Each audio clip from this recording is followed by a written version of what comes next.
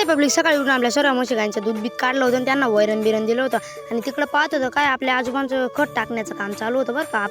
हा खत टाकण्याचं काम म्हणजे बैलगाडीवरती चालू आहे आपल्या आजोबांचं. आणि बघतो तर काय आपल्या हरणीला पाणी बिणी पाजण्यासाठी सोडून दिली होती वाटतं आपल्या लहान भावानी, पण बांधायचं विसरला. मग काय मी गेलो आणि म्हणतो आजन आपल्या हरणीला बघायचं जी की माझ्या मागं येते का, लहानपणापासून सांभाळली.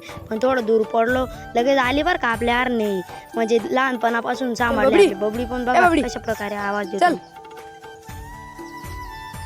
पाहिली का आपली बबडी मस्त एकच मान लगेच थोड्या टायमाने सोडली का बघा कशा प्रकारे उड्या मारते. ती म्हणतात नाही का डेअरीला नाही घालायचं, घरच्याच वासराला पिऊ द्यायचं असं म्हणतात नाही का. पण आपली बबडी ना वासरी बरं का.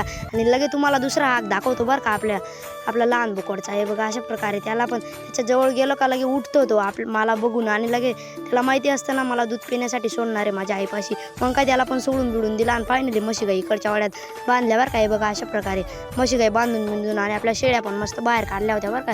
छोट्याशा झाडाखाली बांधल्या होत्या.